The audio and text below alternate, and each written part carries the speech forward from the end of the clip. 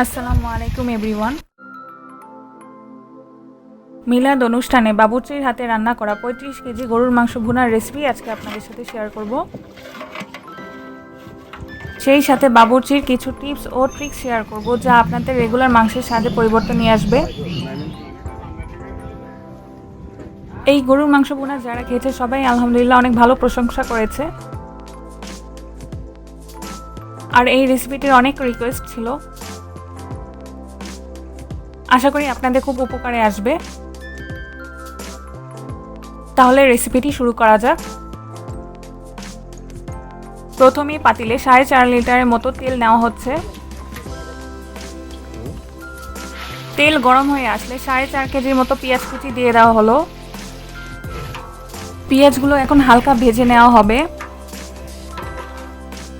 গরম মশলা হিসেবে এলাচ, দারচিনি ও তেজপাতা নেওয়া হয়েছে। পেঁয়াজ ভাজা হয়ে গেলে এই মশলাগুলো দিয়ে দেওয়া হচ্ছে। এখন গরম মশলা ও পেঁয়াজগুলো ভালো করে ভেজে নিতে হবে। এখানে একটি বাটিতে হলুদের গুঁড়া আর মরিচের গুঁড়া নেওয়া হচ্ছে।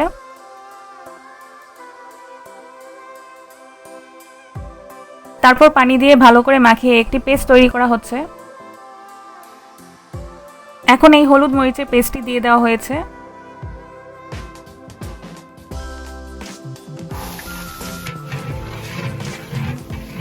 তারপর বাটি ধুয়ে পানি দিয়ে দেওয়া হচ্ছে। এখন আদা রসুন বাটা দিয়ে দেওয়া হলো। এখানে 1 কেজি 800 গ্রামের মতো আদা ও 400 গ্রামের মতো রসুন বাটা ছিল। এখন মশলাগুলো ভালো করে কষিয়ে নিতে হবে। দেখুন মশলা কষানো হয়ে গেছে, তেল উপরে উঠে এসেছে। এখন আগে থেকে পরিষ্কার করা 35 কেজি গরুর মাংস দিয়ে দিব। মাংসগুলো ভালো করে মশলার সাথে মিক্স করতে হবে।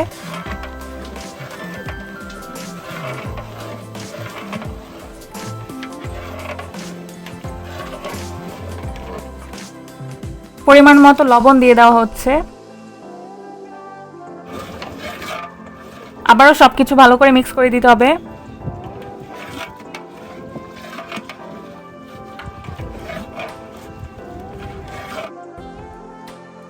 তারপর ঢেকে 20 মিনিটের মতো রান্না করতে হবে।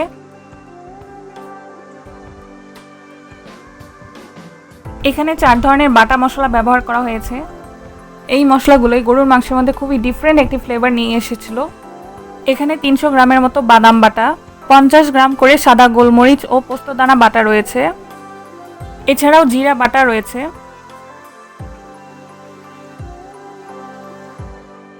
এখন এই বাটা মশলাগুলো অ্যাড করে দেওয়া হচ্ছে।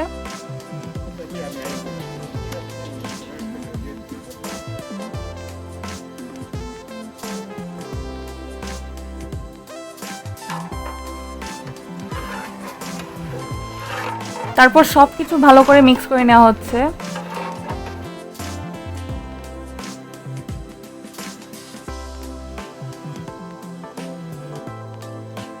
ঝাল একটু কম লাগায় আরও একটু মরিচের গুঁড়া দেওয়া হয়েছে। তারপর প্রায় 70 গ্রামের মতো আলু বোখারা দিয়ে দেওয়া হয়েছে। এটি আপনারা ব্যবহার করার জন্য অবশ্যই চেষ্টা করবেন। তারপর 500 মিলির মতো টমেটো সস দিয়ে দেওয়া হচ্ছে। তারপর আবারও সবকিছু ভালো করে মিক্স করে নেওয়া হলো। এখন ঢেকে মাংস পুরোপুরি সিদ্ধ হয়ে আসা পর্যন্ত রান্না করা হবে। আর একটু পরপর নেড়ে দেওয়া হচ্ছিল যাতে নিচে না লেগে যায়।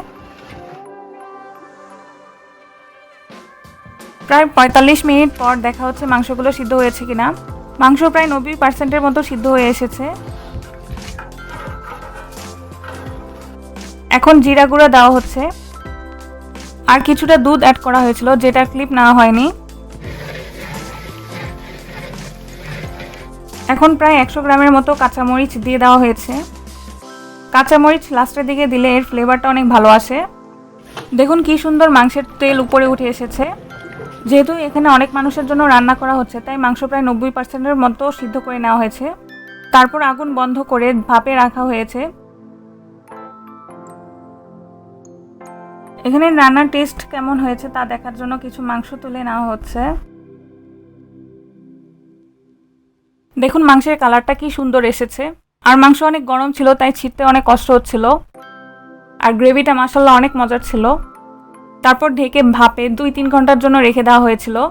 এর ফলে মশলাগুলো খুব ভালো করে মাংসের মধ্যে ঢুকেছে এবং মাংসও খুব ভালোভাবে সিদ্ধ হয়েছিল। এভাবে যদি মাংস অনেকক্ষণ ভাপে রেখে দেওয়া যায় তাহলে মাংসের ফ্লেভারটা অনেক ভালো আসে।